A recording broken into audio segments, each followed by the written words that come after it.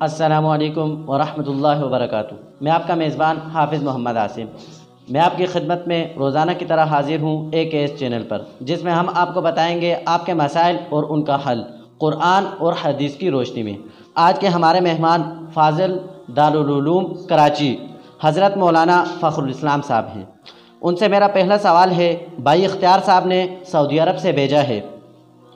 کہتے ہیں عورت کو میراث میں حصہ نہ دینا، شریعت اس بارے میں کیا کہتی ہے؟ بسم اللہ الرحمن الرحیم، نحمدہ ونصلی علی رسولہ الکریم۔ سب سے پہلے تو میں حافظ صاحب کا مشکور ہوں کہ انہوں نے ہمیں اپنے چینل کے اندر بلایا اور بہت سارے لوگوں تک اپنا پیغام پہنچانے کا موقع دیا۔ تو پھر میں اس سوالت کے جواب کی طرف آتا ہوں کہ اسلام سے پہلے جاہلیت کے زمانے کے اندر یہ دستور تھا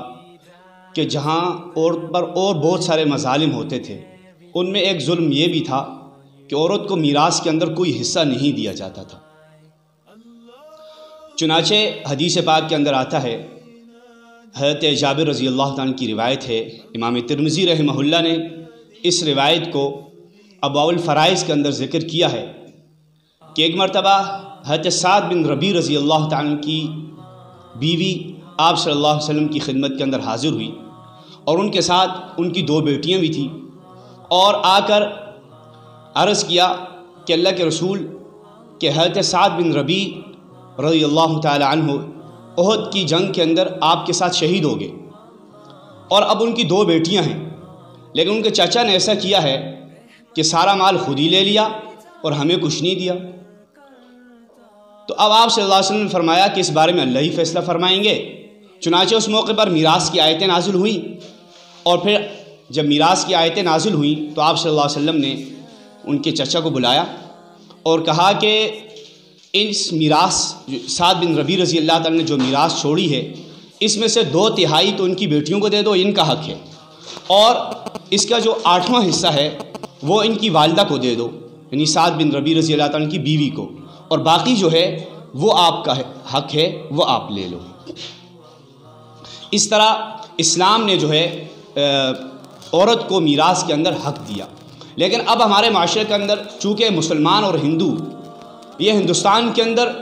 ایک لمبے عرصے تک ایک ساتھ رہے ہیں، اور ہندوؤں کا یہ رواج ہے کہ جب وہ اپنی بیٹی کی شادی کرتے ہیں تو اس کو خوب جہیز دیتے ہیں، اور ان کے اندر یہ ہے کہ وہ جہیز اسی لیے زیادہ دیتے ہیں کہ وہ میراث کے اندر اپنی بیٹی کو حصہ نہیں دیتے۔ تو اسی کو دیکھ کر مسلمانوں نے بھی یہ کام شروع کر دیا کہ اپنی بیٹیوں کو میراث سے محروم کرتے ہیں۔ اب اس میں محرومی 2 طرح سے ہوتی ہے۔ کچھ لوگ تو اس طرح محروم کرتے ہیں کہ اپنی زندگی ہی کے اندر ساری جائیداد اپنے بیٹوں کے نام پر کر دیتے ہیں، اور اس طرح بیٹیوں کو محروم کر دیتے ہیں، اور ایسا کرنا شریعت کے اندر بالکل ناجائز ہے۔ جس طرح کہ ترمذی کی ایک روایت ہے، اور یہ حدیث نمبر 2117 نمبر، امام ترمذی رحمہ اللہ نے اس حدیث کو ابواب الوصایا کے اندر نقل کیا ہے، اور اس کے اندر آپ صلی اللہ علیہ وسلم ارشاد فرماتے ہیں کہ ان الرجل لا يعمل والمرأة بطاعة الله 60 سنہ، کہ ایک مرد اور عورت 60 سال تک اللہ کی اطاعت والے کام کرتے ہیں، فيحضرهم الموت، پھر جب ان کے پاس ان کا موت کا وقت آتا ہے، فيضاران في الوصية، تو وہ ایسی وصیت کرتے ہیں جس وصیت کے اندر وہ اپنے ورثاء کو نقصان دیتے ہیں، تو اس کی وجہ سے کیا ہوتا ہے، فیجب لهم النار، تو ان کے لیے جہنم واجب ہو جاتی ہے۔ اسی طرح مشکات کے اندر ایک روایت ہے، اور مشکات کے اندر بھی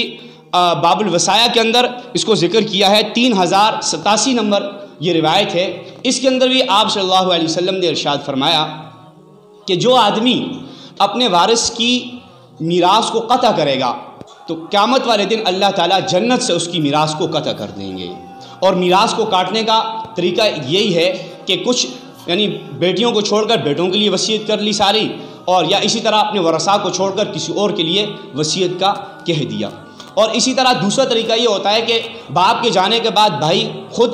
باپ کی ساری جائیداد میں قبضہ کر لیتے ہیں اور بہنوں کو کچھ نہیں دیتے، تو ایسا کرنا بھی شریعت کے اندر انتہائی برا ہے۔ جیسے کہ حدیث پاک کے اندر آپ صلی اللہ علیہ وسلم نے ارشاد فرمایا کہ کوئی بندہ اگر ظلم کے ساتھ کسی کی ایک بارش زمین بھی قبضہ کرے گا تو قیامت والے دن وہی زمین 7 زمین نیچے تک توک بنا کر اس کے گلے میں ڈال دی جائے گی۔ تو اس لیے انتہائی ضروری ہے کہ ہم عورتوں کو میراث کے اندر ان کا حق دیں۔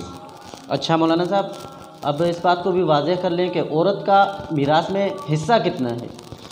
عورت کا میراث کے اندر حصہ یہ تو ایک جو ہے نا طویل مسئلہ ہے اور طویل بحث ہے۔ تو اس کے بارے میں جس طرح اجمالی طور پر قرآن پاک کے اندر اللہ تعالیٰ ارشاد فرماتے ہیں سورۃ النساء آیت نمبر 11 کے اندر کہ یوصیکم اللہ فی اولادکم للذکر مثل حظ الانثیین، کہ اللہ تعالیٰ تمہیں اپنی تمہاری اولاد کے بارے میں وصیت کرتا ہے کہ لڑکے کا حصہ وہ لڑکی کے 2 لڑکیوں کے حصے کے برابر ہے۔ اور اسی طرح اب اگر کوئی بیوی ہے، اس کا شوہر فوت ہو جاتا ہے، تو اس صورت میں کہ اگر اس کے شوہر کی کوئی اولاد بھی ہے تو پھر اس کی بیوی کو اس کی میراث میں سے